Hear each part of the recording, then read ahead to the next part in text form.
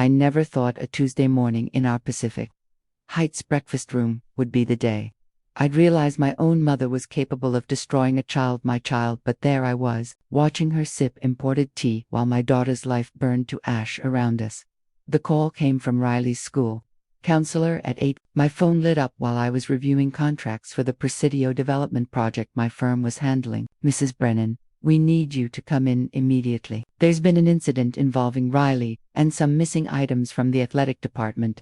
I remember how my stomach dropped, how the leather of my Hermes planner suddenly felt cold against my palm. Riley had been withdrawn for weeks, but that wasn't my daughter. I grabbed my keys and headed to Dalton Academy, the private school where tuition cost more than most people's annual salary, where our family name had opened doors since my grandfather's time. The headmaster's office smelled like old money and older wood.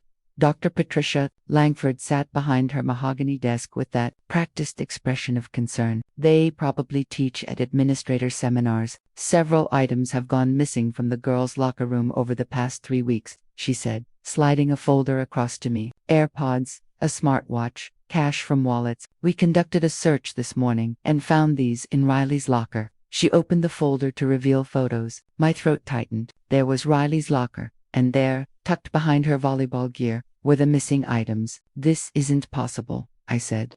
But my voice sounded weak even to my own ears.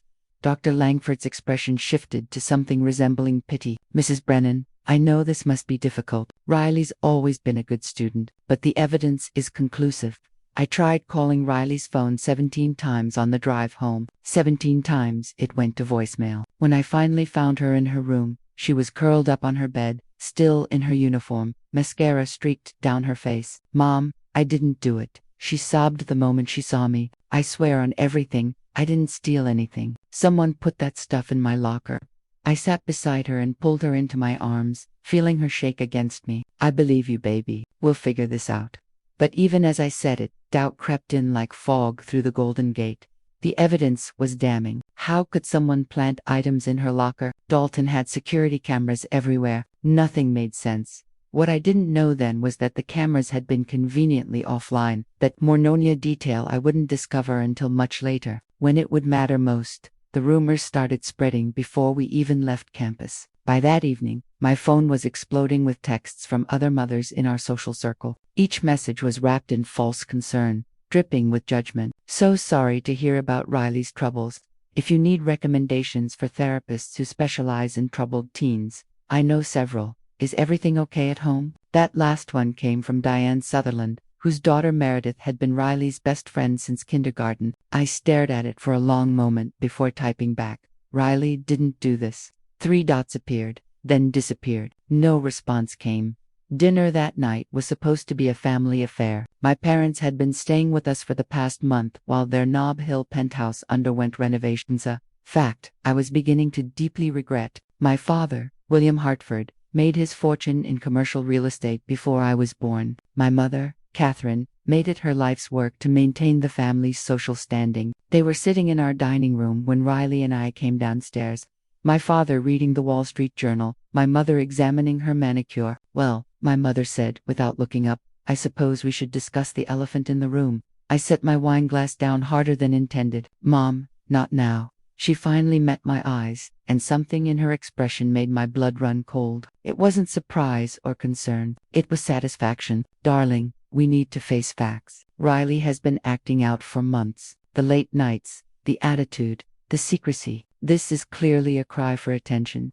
My father folded his newspaper with deliberate precision. Your mother's right, Rachel. The girl needs discipline, structure. Perhaps boarding school would be appropriate. Riley's fork clattered against her plate. I didn't steal anything. Her voice cracked. Why won't anyone believe me? My mother's laugh was light, musical, cruel. Oh, sweetheart, of course you did. The evidence was found in your locker. Your name is all over this. She turned to me, her eyes sharp as cut glass. You've been too soft on her, Rachel. This is what happens when children aren't given proper boundaries. I felt rage building in my chest like a pressure valve about to blow. She's your granddaughter, I said quietly. She's telling us she didn't do it. Shouldn't we at least investigate before we assume the worst? My father cleared his throat, a sound that had silenced boardrooms for decades. The school has security footage. They have evidence. What more investigation do you need? That was when I should have known something was deeply wrong. That was when I should have questioned why my parents seemed so eager to accept Riley's guilt, why they showed no interest in defending their only grandchild. But I was still operating under the assumption that families protected each other. I didn't yet understand that some families were battlefields, and my daughter had just been marked as acceptable collateral damage. The next morning, I woke to find my mother in the kitchen, on the phone with someone, her voice low and conspiratorial. She didn't notice me in the doorway. "Yes, it's confirmed," she was saying. "The girl was caught red-handed. Tragic, really. But what can you expect with that kind of influence?" She trailed off when she saw me, her expression shifting to something approximating warmth. "Just chatting with Barbara Chen from the club," she said breezily. "You know how news travels." I felt sick. "You told the country club." Her shrug was elegant, dismissive. "Darling, everyone knows already. Better they hear it from family than from strangers." I wanted to scream at her, to demand she retract whatever poison she'd spread, but my phone rang. It was Jessica Monroe, Riley's volleyball coach. "Rachel, I'm so sorry to do this over the phone," she said, and I could hear genuine regret in her voice. "But Riley's been removed from the team. School policy. Any student under investigation for theft is automatically suspended from extracurriculars until the matter is resolved." Within 48 hours, Riley's entire world had collapsed. The volleyball team that had been her sanctuary, the art club where she'd found her voice, the student council position she'd worked so hard to earn, all of it gone. Her friends stopped responding to texts. Girls who'd been at our house every weekend suddenly had other plans, other commitments. Meredith Sutherland, who'd shared Riley's secrets since they were 6 years old, blocked her on every platform. I watched my daughter disappear into herself, watched the light in her eyes dim to nothing. She stopped eating, stopped talking. She'd drift through the house like a ghost, and every time I tried to reach her, she'd just whisper, "What's the point, Mom? No one believes me anyway." My husband, David, was traveling for work when it all started, a tech conference in Singapore that couldn't be rescheduled. I tried to explain everything over video calls, but the distance made it feel surreal, like I was describing someone else's nightmare. "Just get her a good lawyer," he kept saying. "We'll fight this." But fighting required knowing who the enemy was, and I was still so stupidly blind to what was right in front of me. What I needed was proof. What I needed was someone who understood how wealthy families operated, someone who could see through the veneer of respectability to the rot underneath. That's when I remembered my grandfather's lawyer, Theodore Vaughan, had been my grandfather's attorney and confidant for over 40 years. He'd retired 5 years ago, moving to a Sonoma vineyard where he claimed to spend his days, reading legal thrillers and drinking wine that cost more than my first car. My grandfather, Richard Hartford, had passed 2 years ago, leaving behind a fortune in real estate and a will that had caused considerable family tension I was only beginning to understand. I hadn't spoken to Theodore since the funeral, but something in my gut told me to call him. I found his number in an old address book and dialed from my car, parked in the Dalton Academy lot where I'd just attended yet another meeting with the headmaster. "Hashel Hartford." Theodore's voice was warm, surprised. "It's been too long. How are you, my dear?" I surprised myself by bursting into tears. "Theodore, I need help. Someone is destroying my daughter, and I don't know what to do." There was a long pause. Then, "Tell me everything. Start from the beginning and don't leave anything out." So I did. I told him about the theft accusations, the planted evidence, Riley's insistence on her innocence. I told him about the rumors spreading like wildfire through our social circles, about how quickly her friends had abandoned her. And then, because something in his silence encouraged honesty, I told him about my parents, about my mother's phone calls and barely concealed satisfaction, about my father's cold insistence on boarding school, about the way they seemed almost pleased by Riley's downfall. "Your mother always was a piece of work," Theodore said finally, and I could hear ice clinking in a glass. "But this seems excessive even for Catherine. What does Riley have that your mother wants?" "I don't understand," I said. Theodore's sigh carried decades of experience with wealthy families and their Byzantine politics. "Rachel, in my experience, when someone works this hard to destroy a child's reputation, it's never about the child. It's about sending a message to someone else. Who else is affected by Riley being discredited? Me." The answer was me. If Riley was a thief, if Riley was troubled and criminal, Then I was a bad mother. I was negligent. I was unfit. But unfit for what? I ran my family's real estate firm, sure, but that had been established years ago. My marriage was solid. My reputation was my own. What could my mother possibly gain from undermining me? I need you to do something for me, Theodore said, his voice taking on the sharp edge I remembered from contentious board meetings. I need you to pull every bank record, every phone record, every piece of documentation you can access for your parents, credit cards, wire transfers, call logs, everything. Can you do that? I thought about the level of access I had. My father had made me a signatory on several family accounts years ago, back when I'd helped manage the Hartford Foundation. My mother's phone bill ran through the family business account that I still technically oversaw. I can do it, I said. But Theodore, what am I looking for? His laugh was dry, knowing, you'll know it when you see it. And Rachel, whatever you find, don't confront them. Not yet. We need to be smart about this.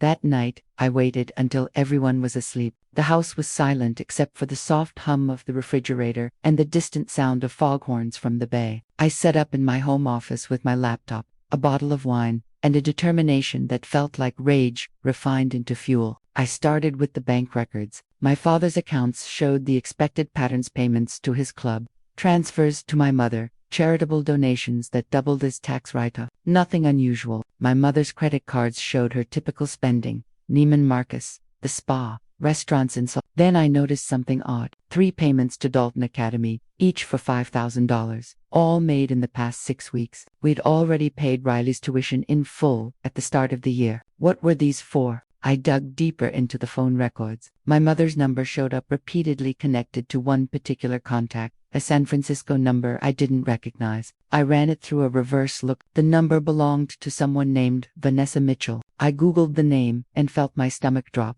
Vanessa Mitchell was a Dalton Academy board member. More specifically, she was chair of the disciplinary committee, the same committee that would ultimately decide Riley's fate. My hands were shaking as I cross-referenced the dates. Each $5,000 payment to the school coincided with a phone call between my mother and Vanessa Mitchell. The calls had started 7 weeks ago before the first item went missing from the locker room. This wasn't reactive. This was planned. This was orchestrated. But why? What could possibly motivate a grandmother to systematically destroy her own grandchild's life? I kept digging, going back further in the records, looking for patterns I'd missed. That's when I found the wire transfer. 6 months ago, my father had transferred $150,000 to an account I didn't recognize. The notation read, Ashworth Settlement Final Payment. Ashworth, the name rang a bell, distant but insistent. I pulled up old Hartford Foundation records, searching through years of grants and donations. There, 20 years ago,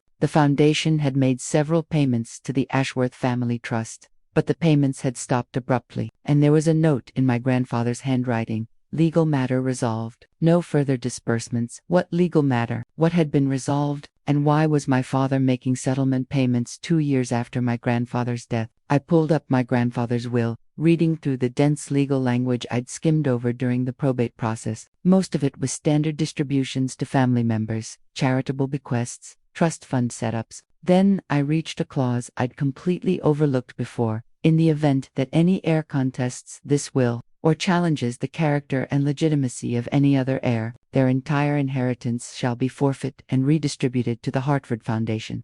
Any other heir. I read the phrase again and again, trying to make sense of it. As far as I knew, the heirs were straightforward: me, my brother Simon, who lived in London, my mother as my father's spouse. Who else could there be? Unless, the thought was so outrageous I almost dismissed it. But it fit. It explained everything. What if there was another heir? What if my grandfather had left something or someone out of the official family narrative? What if Riley, just by existing, just by being a Hartford, represented a threat to someone else's inheritance? I was still sitting in the dark, my mind racing through implications, when my mother's voice cut through the silence. Burning the midnight oil, darling. She stood in the doorway in her silk robe, her expression unreadable. Just catching up on work, I said, minimizing windows on my laptop. Couldn't sleep. She moved into the room with that gliding walk she'd perfected over decades of country club luncheons and charity galas. You know, Rachel, I've been thinking about Riley. Perhaps your father is right about boarding school. There's an excellent facility in Montana that specializes in troubled girls. Very discreet. Montana, thousands of miles away, isolated, unreachable. She's not going anywhere, I said quietly. My mother's smile was thin, dangerous. She's already going somewhere, darling. Straight down. The question is whether you're going to let her drag you with her. There it was, the confirmation I'd been dreading. This wasn't about Riley at all. This was about me. What do you want, Mom? I asked, meeting her eyes. For a moment, something flickered in her expression, surprise, maybe, that I'd finally asked the right question. Then her mask slipped back into place. I want what's best for this family. I want the Hartford name protected. And right now, your daughter is a liability. She turned to leave, then paused at the door. That lawyer you called today, Theodore Vaughn. I'd be careful about involving outsiders in family business. They rarely understand the complexities. My blood went cold. How did you know I called Theodore? Her laugh was light, almost affectionate. Oh, sweetheart, did you really think we wouldn't be monitoring your communications? We're trying to protect you from making a terrible mistake. She left, leaving behind the faint scent of her perfume and the crushing realization that my privacy had been invaded. My trust violated. They'd been tracking my calls, reading my messages, watching, waiting, planning. I sat in the dark for a long time after she left, feeling the walls of my beautiful house close in around me. Everything I'd built, everything I'd believed about my family, was a carefully constructed lie, and my daughter was paying the price for my willful blindness. But I wasn't blind anymore, and I had Theodore Vaughn in my corner. I pulled out my personal cell phone, the one the family business didn't pay for, the one they wouldn't think to monitor, and sent Theodore a message. They're listening. I found payments to the school and a settlement to someone named Ashworth. My mother just threatened me. Something about protecting the Hartford name. I need to know what my grandfather was hiding.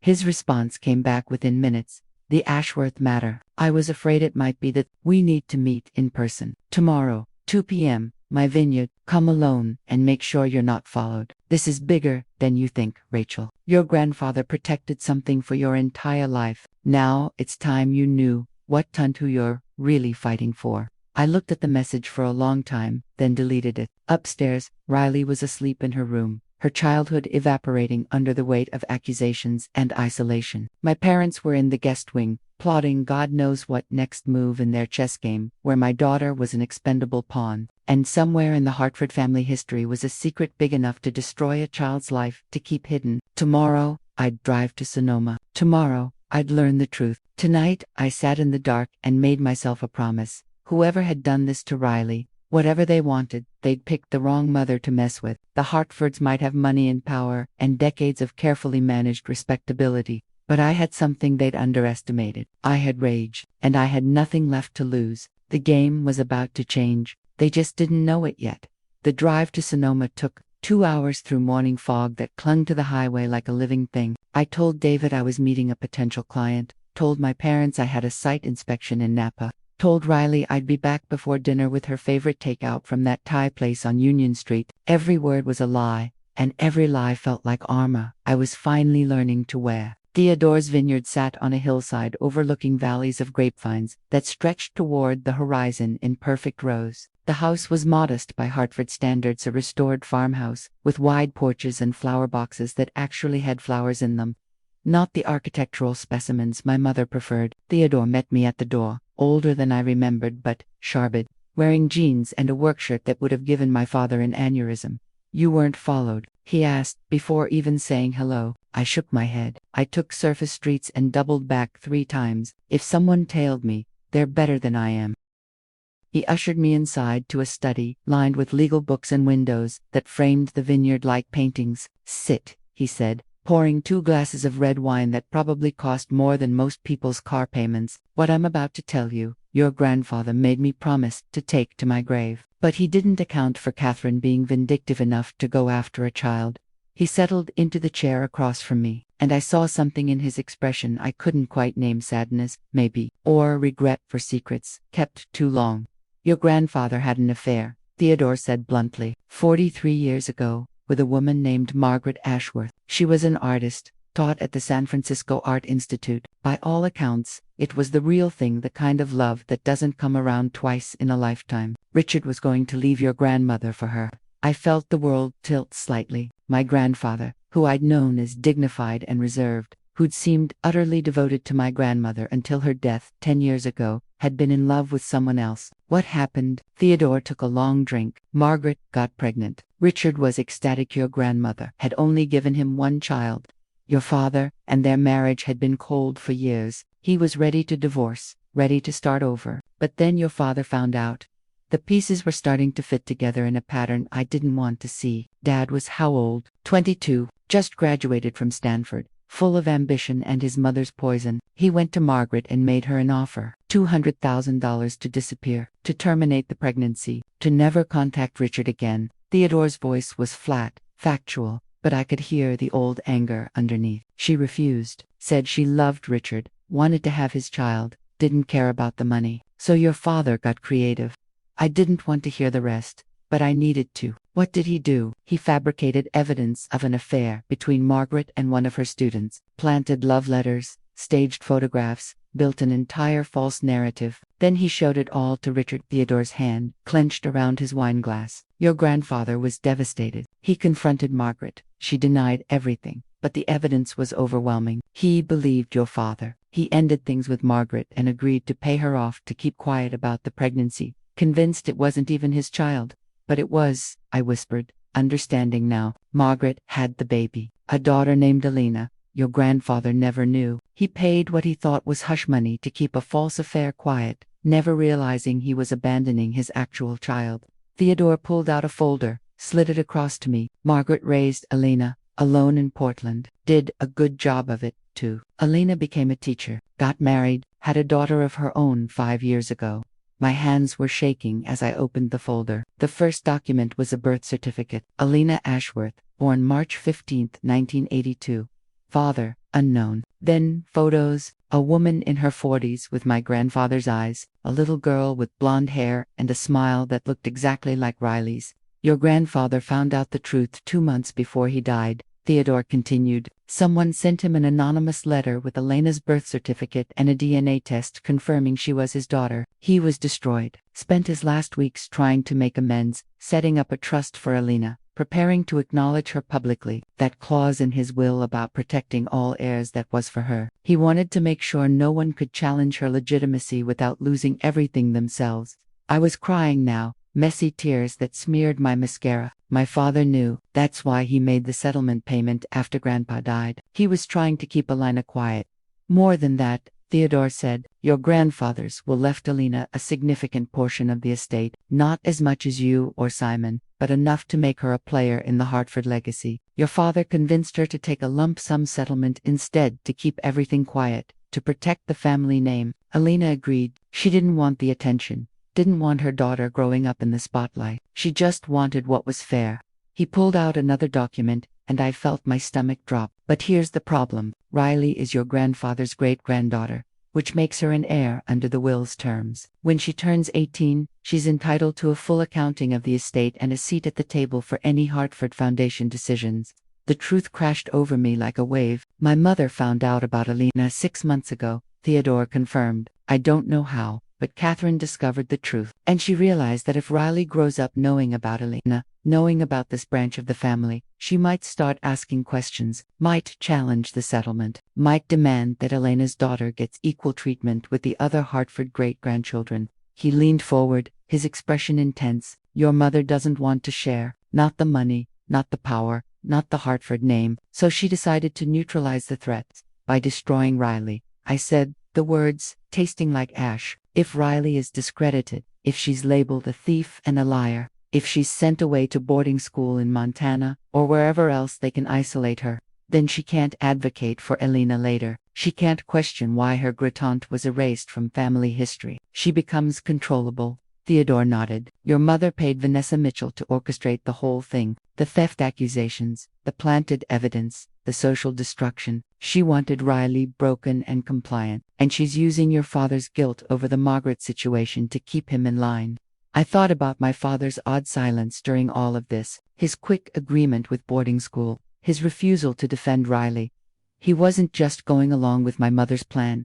He was trying to bury his own sins. How do we prove it? I asked. Theodore's smile was sharp as broken glass. That's where it gets interesting. Vanessa Mitchell kept records, She's smart enough to know that taking money from Catherine Hartford to destroy a child's reputation could blow back on her spectacularly. So she documented everything, every payment, every phone call, every instruction your mother gave her. She has insurance, I said, understanding, exactly, and she's willing to share it with us in exchange for immunity from any legal consequences. She wants out of whatever deal she made with your mother, and she wants to make sure Catherine can't retaliate. He slid a flash drive across the table. It's all here. Recordings of phone calls between Catherine and Vanessa planning the theft accusations, bank records showing the payments, text messages discussing which items to plant in Riley's locker and when, even communication with the Dalton Academy custodian who was paid to disable the security cameras the morning of the discovery. I picked up the flash drive, this tiny thing that contained enough explosive information to detonate my family. What do I do with this? You call a family meeting, Theodore said. You invite your parents, your husband, and you tell them you know everything. You give them one chance to make this right public apology to Riley. Full restoration of her reputation, and acknowledgement of Elena as family. If they refuse, you release the evidence to the school board, the media, and the DA's office. Catherine will face criminal charges for conspiracy and bribery. Your father will have to answer for his role in covering it up. The Hartford name will be dragged through every newspaper from here to New York. It was nuclear. It was total destruction. It was everything my mother had taught me to avoid scandal, publicity, loss of control. She'll never agree, I said. She fight. Theodore's expression softened. Then you fight back, and you win, because you have something she doesn't. What's that? You have the truth, and you have people who love you more than they love power. He stood, moved to the window overlooking his vineyard. Your grandfather's last words to me were about you, Rachel. He said you were the only one in the family who'd inherited his conscience. He trusted you to do the right thing when the time came. I think that time is now. The drive back to San Francisco felt shorter, like I was being pulled forward by gravity toward an inevitable confrontation. I spent it planning, thinking through every angle, every possible response my mother might have. By the time I pulled into our garage, I knew exactly what I had to do. I found Riley in her room, curled up with a sketchbook she wasn't actually drawing in. Hey, baby, I said, sitting on the edge of her bed. I need to tell you something important. I told her everything, about her great-grandfather's secret daughter, about the half-gratin she'd never known existed, about my mother's plan to destroy her reputation to protect old lies and older money. Riley listened with wide eyes that filled with tears when I explained that none of this had ever been her fault. So, Grandma did this on purpose, she whispered. She made everyone think I was a thief. I pulled her into my arms, held her while she sobbed. Yes, and I'm going to make it right. I promise you, sweetheart, everyone is going to know the truth. That night, I called a family meeting. David had flown home early when I told him it was urgent. My parents came down from the guest wing with expressions of polite concern that didn't reach their eyes. We sat in the living room where I'd hosted dozens of cocktail parties and fundraisers, where everything had always been beautiful and controlled and fake. I know about Alina Ashworth, I said, without preamble, and watched my mother's face go very still. I know about Margaret. I know what Dad did 43 years ago, and I know what you did 6 weeks ago. I know everything. My father's face had gone gray. Rachel, this is complicated. There are things you don't understand about family legacy, about protecting what we've built, protecting it by destroying a 12-year-old girl. David's voice was quiet, dangerous, by framing our daughter as a criminal. My mother's laugh was brittle. Oh, please, don't be so dramatic. Riley will be fine. Children are resilient. This will blow over. No, I said, it won't, because tomorrow morning, I'm going to the Dalton Academy board with evidence of your conspiracy with Vanessa Mitchell. I'm going to show them the recordings of you planning the thefts, the bank transfers, everything. Then I'm going to the district attorney's office. Then I'm going to the Chronicle. The color drained from my mother's face. You wouldn't dare. The scandal would destroy everything your grandfather built. I stood up, pulled out my phone, started playing one of the recordings. My mother's voice filled the room.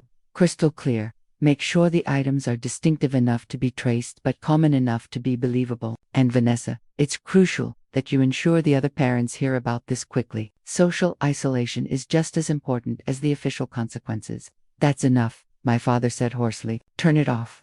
I stopped the recording. Here's what's going to happen. Tomorrow, you're going to call Vanessa Mitchell and tell her to recant everything. You're going to ensure that the school issues a public apology to Riley and restores all her privileges. You're going to personally call every parent you spread rumors to and tell them Riley was innocent and that there was a misunderstanding.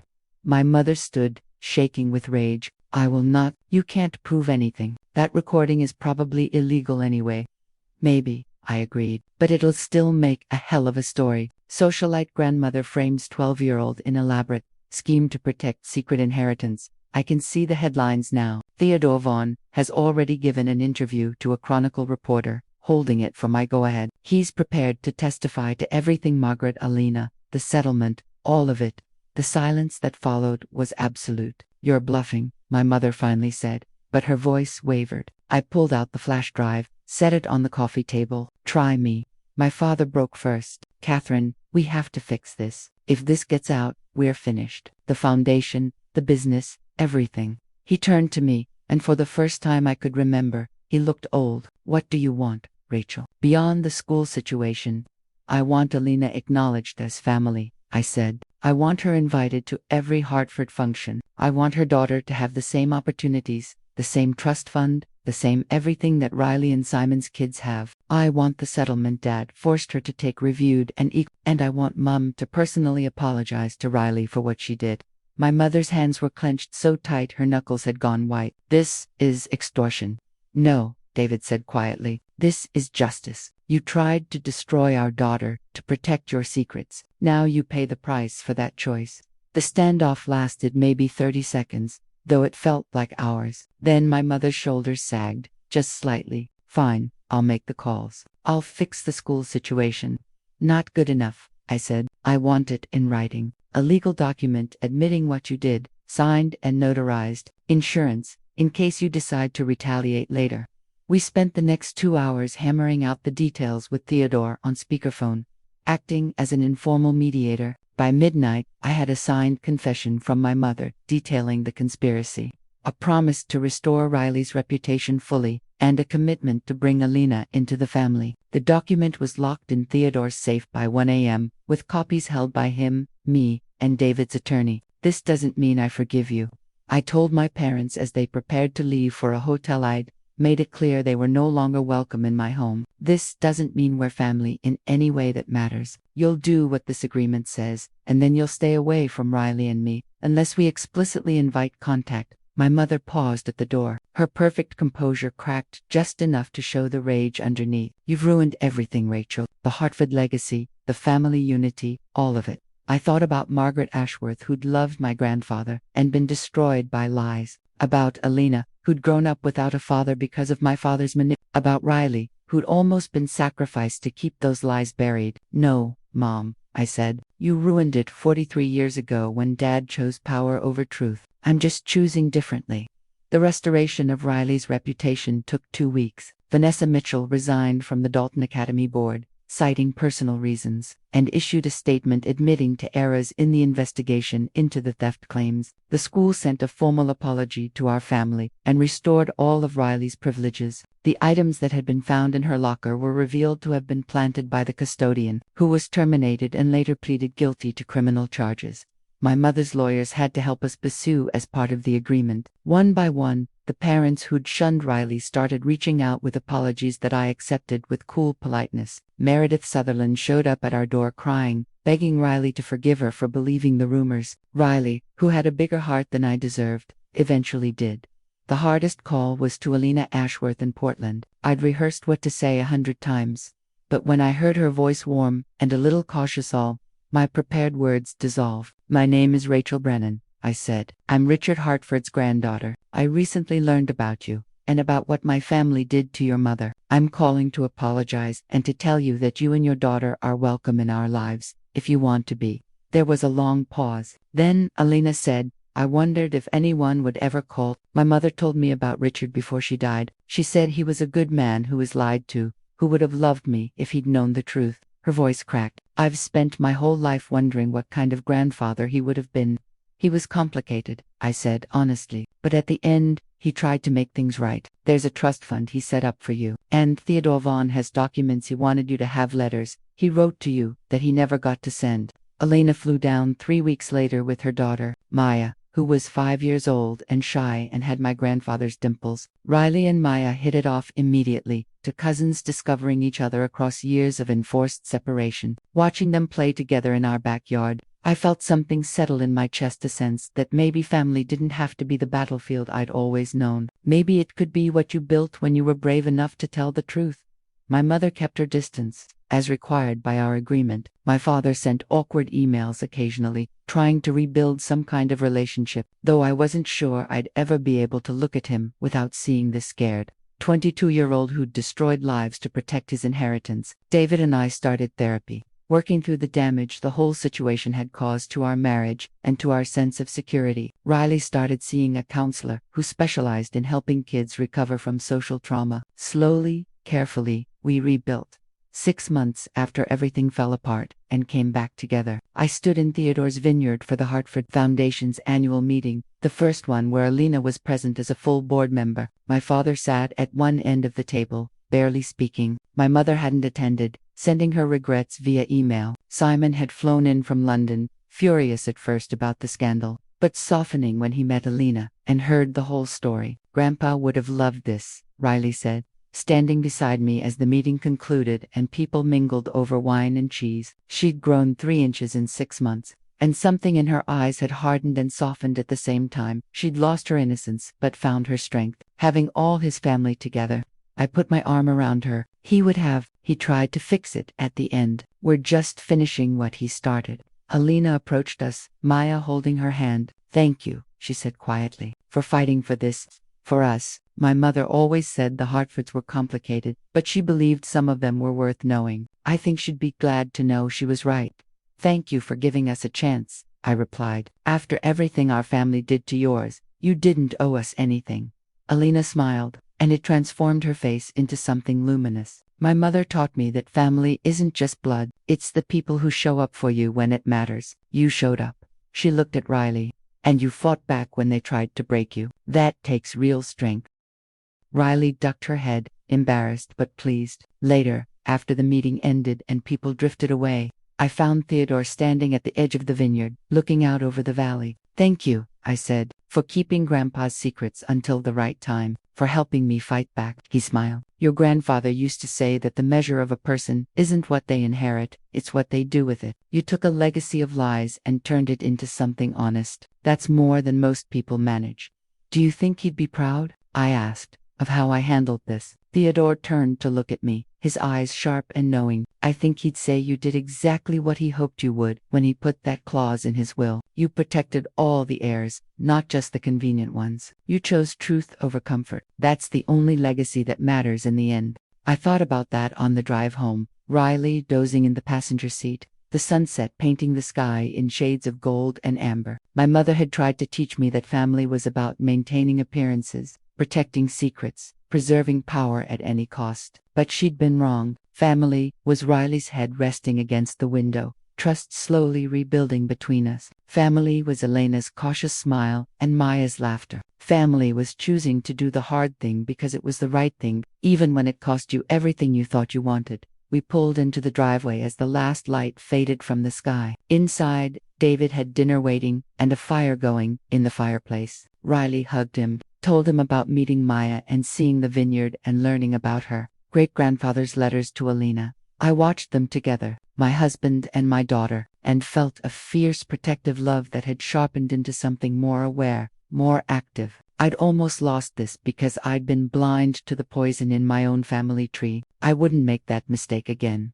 That night, after Riley was asleep, I sat down at my desk and pulled out the journal I'd started keeping during the worst of it. I wrote about the day I'd learned my mother was capable of destroying a child for money, about calling Theodore and finding the courage to fight back, about meeting Alina and seeing Riley laugh again for the first time in weeks, about learning that sometimes the strongest thing you can do is blow up everything you thought was solid, because the foundation was rotten anyway at the end. I wrote, they thought they could break Riley to protect their secrets. They thought I'd choose family loyalty over truth. They were wrong on both counts. And now my daughter knows that when someone tries to destroy you for who you are, you fight back with everything you have. You find your people. You tell the truth. You refuse to be erased. That's the real Hartford legacy now, not the money or the name or the carefully managed reputation. The refusal to let anyone make you small, that's what I'm passing down. I closed the journal and looked out the window at the San Francisco lights spreading across the hills like fallen stars. Somewhere out there, my mother was probably still angry, still plotting some way to regain control of the narrative. My father was probably drinking expensive scotch and trying to justify his choices. But here, in this house, we were safe. We were honest. We were healing. Riley had her life back. Elena had her family. And I had learned what my grandfather tried to teach me in his will, that protecting people mattered more than protecting secret, and that the courage to do the right thing was the only inheritance that lasted. The next morning, I woke to find Riley in the kitchen making pancakes, her phone buzzing with messages from Meredith about volleyball practice and weekend plans. She looked up when I came in, her smile bright and real, and uncomplicated by the darkness that had almost consumed her. "Mom," she said, "Maya wants to come visit next month." Alina asked if that was okay. I thought about the little girl who looked like my grandfather, who'd been kept from us by lies and fear. "Of course it's okay," I said. "She's family." Riley nodded, satisfied, and went back to her pancakes. And I stood there in my kitchen, watching my daughter reclaim her life one normal moment at a time, and felt something I hadn't felt in months. Hope. Not the naive hope of someone who believes everything will be easy, but the harder, fiercer hope of someone who's looked at darkness and chosen light anyway. My mother had tried to teach me that survival meant compromise, that family meant keeping secrets, that love meant protecting the wrong people for the wrong reasons. But Riley had taught me different. She'd taught me that sometimes love means fighting back, that family means showing up for truth even when it's hard, that survival means refusing to let anyone make you smaller than you are. The Hartford name would never be the same after what I'd done. The carefully constructed image my mother had spent decades building was shattered. The secrets were out. The scandal had been contained but not erased. But standing there in the morning light with my daughter, safe and whole and free, I realized I didn't care about the Hartford name anymore. I cared about the Brennan family. We were building David and Riley and me, with room at the table for Alina and Maya and whoever else needed a place where truth mattered more than reputation. That was the legacy I wanted. Not my grandfather's money, or my mother's social connections, or my father's business empire. Just this, the knowledge that when it mattered most, when my child needed me to be brave, I'd chosen her over everything else. I'd burned down the pretty lies and built something honest from the ashes. And that, in the end, was worth more than all the Hartford fortune combined. Before you click away, let me know in the comments where you're watching from. I'm grateful you've spent these moments with me. If you enjoy stories like this, don't forget to subscribe. Another powerful story is coming soon. Until then, take care, stay strong, and keep going.